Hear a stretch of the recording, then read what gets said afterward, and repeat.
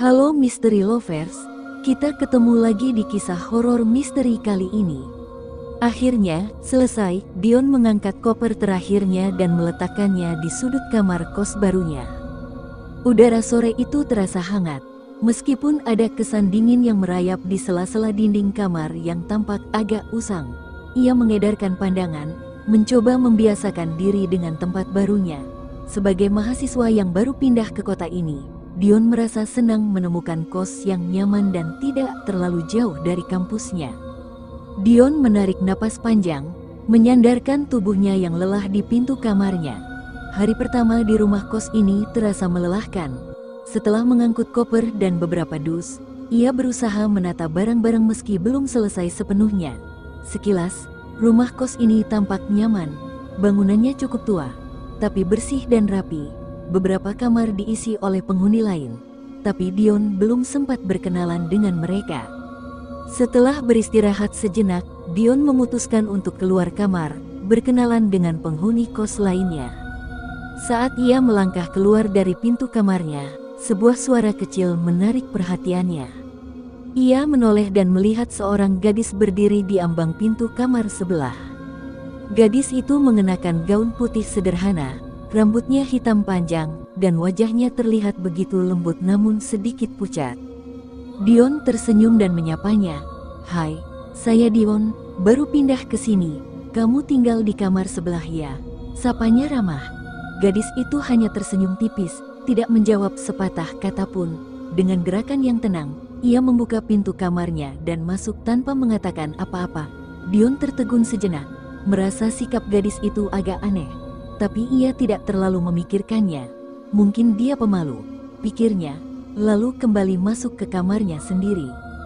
Hari-hari berikutnya berlalu tanpa banyak kejadian menarik.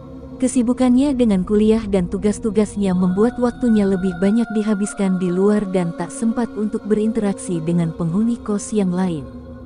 Dion lebih sering pulang malam hari ketika suasana kos telah sepi. Mungkin penghuni yang lain masih sibuk dengan pekerjaannya atau mereka sudah beristirahat di kamarnya masing-masing. Beberapa hari berlalu, gadis manis di kamar sebelah juga nyaris tak pernah ia temui lagi. Namun, suatu malam, ketika Dion baru saja pulang dari kampus, ia melihat pintu kamar sebelah sedikit terbuka. Gadis itu berdiri di sana lagi, kali ini mengenakan gaun putih sederhana. Dion tak ingin melewatkan kesempatan untuk menyapanya lagi. Gadis itu menoleh perlahan ke arahnya. Wajahnya tetap datar, hanya tersirat sedikit ekspresi. "Rani," jawabnya singkat, suaranya pelan, hampir seperti bisikan.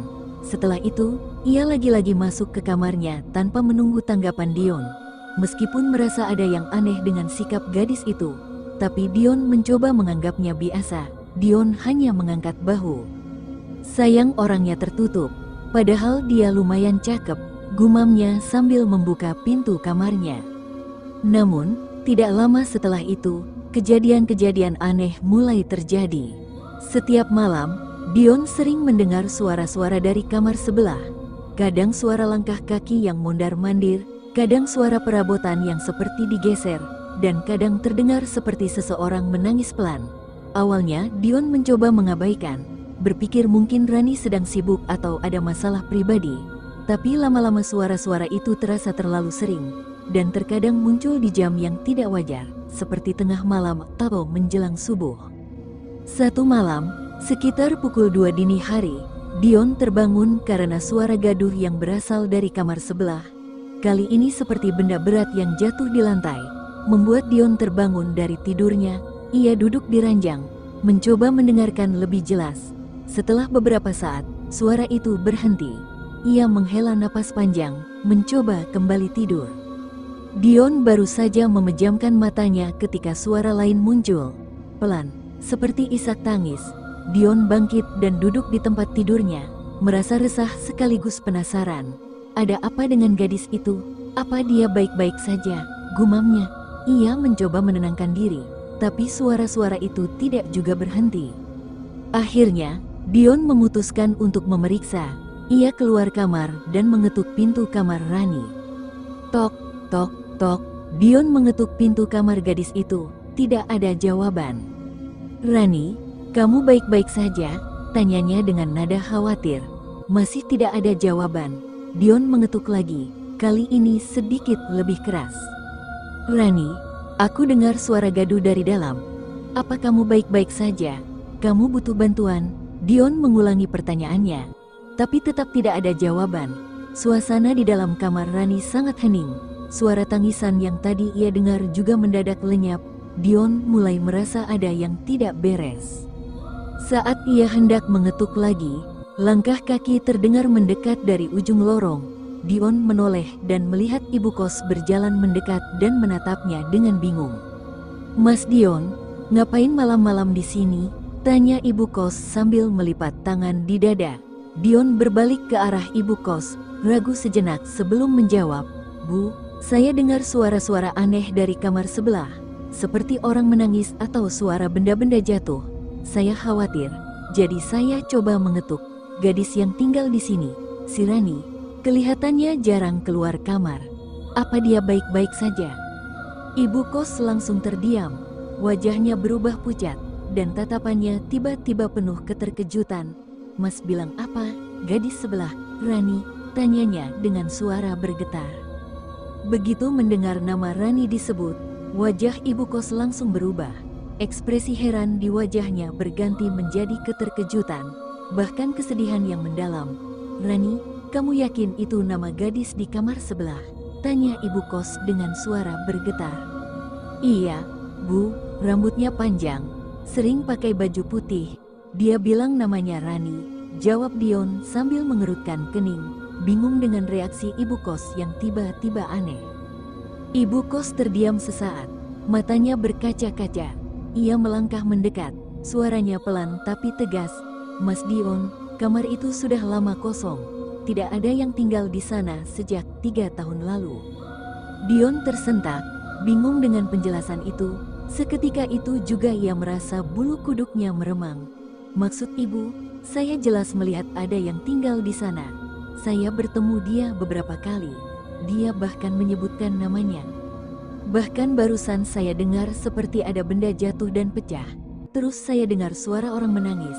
Makanya saya mau pastikan apa Rani baik-baik saja," lanjut Dion ngotot dengan ceritanya. Ibu kos menghela napas berat, lalu berkata dengan nada sedih, "Mas, kamar itu dulunya milik putri saya, Rani. Dia meninggal 3 tahun lalu karena sakit. Setelah itu tidak ada yang tinggal di situ. Saya tidak pernah menyewakan kamar itu." Dion merasa tubuhnya lemas mendengar penjelasan itu. "Tapi, saya benar-benar melihatnya, Bu. Dia menyebut namanya Rani. Saya yakin." Ibu kos mengangguk pelan, matanya kini penuh dengan kesedihan. Rani memang sangat pendiam. Bahkan sebelum dia sakit, dia menghabiskan hari-hari terakhirnya di kamar ini. Mungkin ada beberapa kenangan yang belum mau pergi. Suara ibu kos terdengar lirih, nyaris seperti bisikan. Dion memandang pintu kamar sebelah dengan perasaan bercampur aduk antara takut dan penasaran. Ia mengingat kembali senyum gadis itu, suara pelannya, dan sikapnya yang selalu menghindar. Semua kini terasa berbeda. Suara-suara yang ia dengar setiap malam mungkin bukan berasal dari seorang penghuni kos biasa, melainkan dari sesuatu yang lain. Ibu kos menepuk pundak Dion dengan lembut. "Sudahlah, jangan terlalu kamu pikirkan. Saya yakin Rani sudah beristirahat dengan tenang. Istirahatlah, sudah larut malam," ucapnya menenangkan Dion sebelum berlalu meninggalkan Dion seorang diri. Dion hanya bisa diam, matanya masih menatap pintu itu dengan perasaan tak menentu. Dengan ragu, ia mencoba menyentuh gagang pintu, tapi pintu itu terkunci. Tidak ada suara apapun dari dalam, hanya keheningan yang terasa mencekam. Dion akhirnya kembali ke kamarnya. Tapi malam itu ia tidak bisa tidur. Pikiran tentang Rani terus menghantui, membuatnya bertanya-tanya apa sebenarnya yang telah ia alami selama ini. Sejak malam itu, ia tidak pernah mendengar suara-suara aneh lagi. Namun, setiap kali ia melewati kamar sebelah, perasaan aneh itu tetap ada, dan setiap kali ia terlelap ia merasa seolah-olah ia tak sendiri, ada seseorang bersamanya, diam dan memperhatikan. Demikian kisah horor misteri kali ini. Jangan lupa like, subscribe dan bagikan. Sampai jumpa di kisah horor misteri selanjutnya. Atau bisa juga langsung cek kisah-kisah horor dan penuh misteri lainnya di buku koleksi cerpen misteri yang terbit di Vizo.